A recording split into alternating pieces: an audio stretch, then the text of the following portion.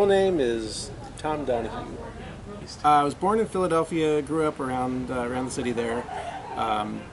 Lived in Massachusetts where I found my first bike, and also lived in Delaware and central Pennsylvania before I came out to California.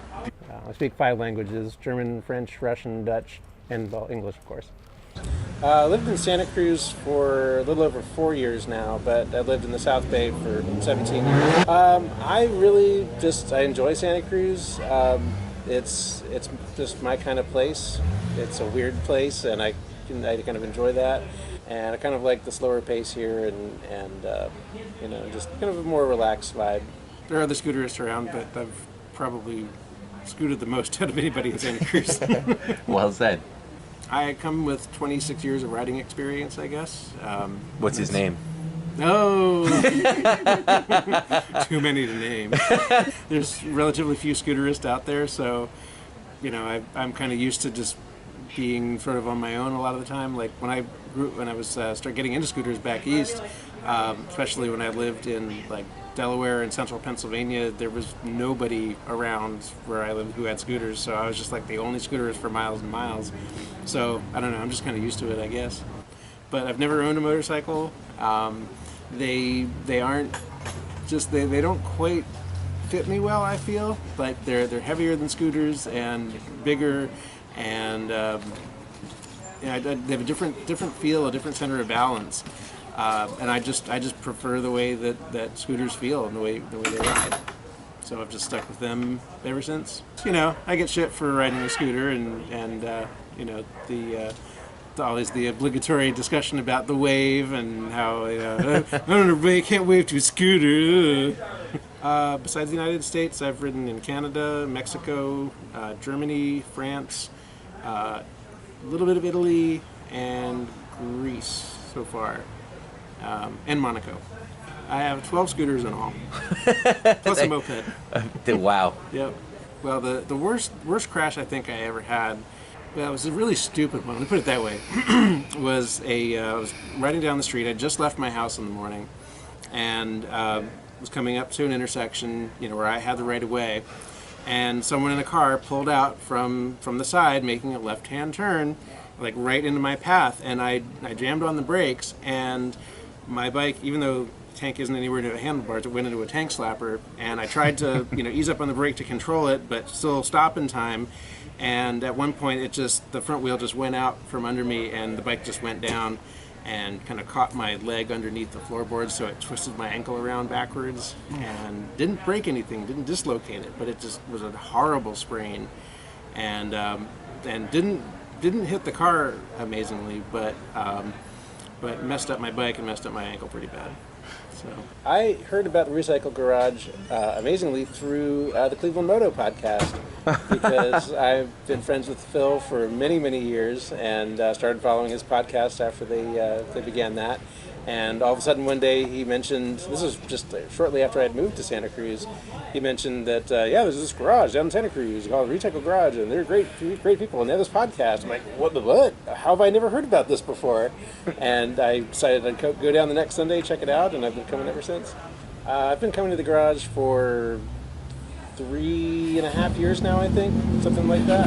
Yeah, it's just a lot of people wrenching outside. I didn't really know anybody, so it's kind of a little, unsure about, what all was going on. So I kind of just hung back and checked it out, and I definitely liked how everybody was just diving into wrenching on stuff. I definitely appreciated that, and so I decided this was a good place to be. I know Liza has a lot of riding experience. Emma does too, obviously. There are other people around who've done a lot of riding, but out of the regulars, I might have the most miles under my belt. I don't know for sure, but so I've got lots of experience that I can share and give tips to people on riding, and especially long distance riding, which is something that I've concentrated on myself. I have some mechanical knowledge. That's always comes in handy around the garage, so I help out with that once in a while, once I can. pretty good at dildo throwing. That's always a good one to have around here. And I wanted to, just want to do what I can to help keep things going here, because this is a really great thing that we have here. This is not something that most people, I think, have access to.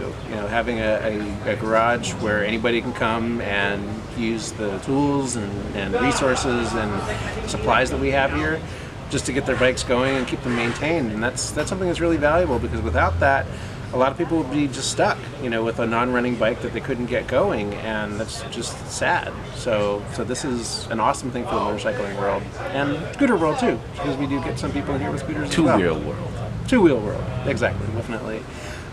It's an incredibly welcoming and accepting place, and that means a lot to me. I really appreciate that, because there are far too many groups and places in this world that are exclusive and don't want people to be in there if they don't meet their standards or something. But our standards here are, do you like to ride?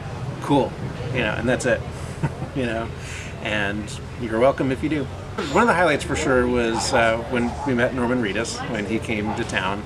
That was a fantastic time, and he was just a super cool guy. And another highlight, I think, for me was meeting Moeen Khan through the Recycle Garage, because he's the one who hosted us in Pakistan for the Scootistan trip that we did last year.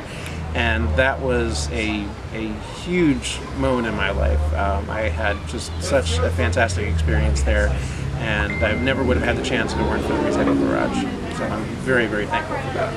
When I made Alaska my 50th state, that was a really it's a personal accomplishment that I think meant a lot to me, because that's one of those things that I thought would be really neat to do, but never really thought that I would actually be able to do it. But over time, I was able to actually make that happen. So that was something that was very, very cool.